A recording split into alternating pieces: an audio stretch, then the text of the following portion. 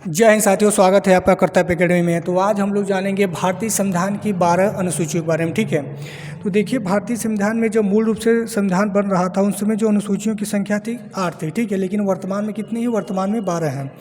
तो देखिए पहली अनुसूची क्या है?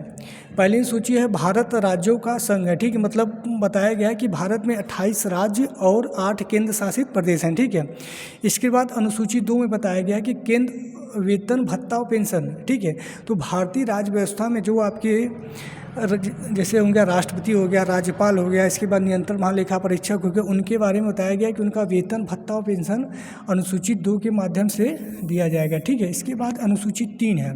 देखिए अनुसूचित 3 में आपका शपथ है। शपथ कौन लेगा? जैसे आपका मंत्री हो गए, ठीक है, उच्चतम न्यायालय व उच्च न्यायालय के न्यायाधीश हो गए, तो वो शपथ लेंगे किस अनुसूची में? अनुसूचित 3 के माध्यम से। इसके बाद अनुसूचित 4 है। ठीक, अनुसूचित 4 में है ठीक है राज्यसभा में सीटों का आवंटन। ठीक है, जो आपके राज्य होंगे और केंद्र शासित प्रदेश, ठीक है, उनमें राज्यों का सीटों का जो आवंटन होगा अनुसूचित 4 के माध्यम से होगा। ठीक है, इसके बाद है अनुसूची आपका 5।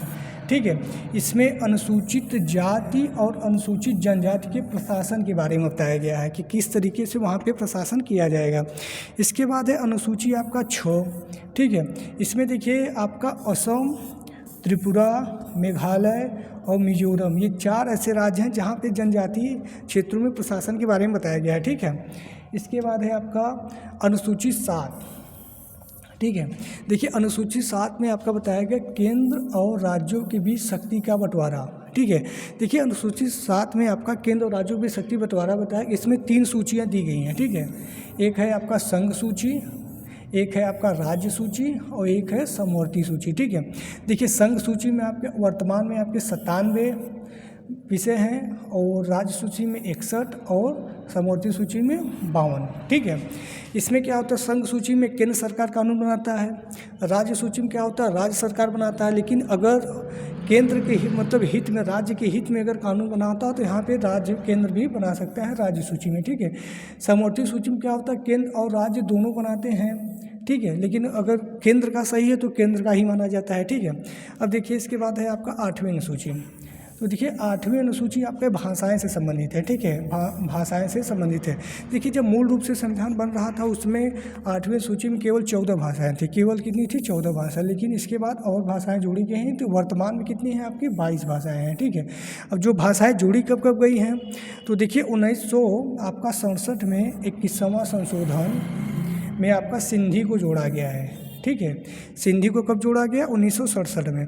इसके बाद 1992 में 71वां संशोधन में आपका कोंकणी, मणिपुरी और नेपाली को जोड़ा गया है। ठीक है, इसके बाद 2003 में 92वां संशोधन में आपका मैथिली, संथाली और डोगरी और बोडो को जोड़ा गया। तो वर्तमान में भारत में जो भाषाएं हैं इसमें 22 भाषाएं हैं। ठीक है, कितनी हैं? 22 भाषाएं हैं। इसके बाद अनुसूची 9। देखिए अनुसूची 9 संपत्ति के अधिग्रहण से संबंधित है। ठीक है, किसके संबंधित है? संपत्ति के अधिग्रहण। देखिए प्रथम संविधान संशोधन 1951 जब हुआ था तो इस अनुसूची में जोड़ा गई थी। इस अनुसूची में 284 अधिनियम है। कितने अधिनियम? 284 अधिनियम। ठीक है, इसके बाद है आपका अनुसूचित 10। ठीक है, अनुसूचित 10 में आपका दल बदल संबंधित कानून है। ठीक है, क्या है? दल बदल संबंधित कानून है। इसको जोड़ा गया था 22वां संशोधन 1985 में। ठीक है, 1985 में इसको जोड़ी गई थी। इसके बाद है आपका 11वां अनुसूची। देखिए 11वां अनुसूची आपका पंचायती राज से संबंधित है। ठीक है, इसको 73वां संशोधन 1993 को जोड़ी गई थी। ठीक, इसमें वर्तमान जो विषय हैं 29 विषय इसको प्रदान किए गए हैं। ठीक, कितने? 29 विषय। इसके बाद लास्ट है आपका 12वां अनुसूची।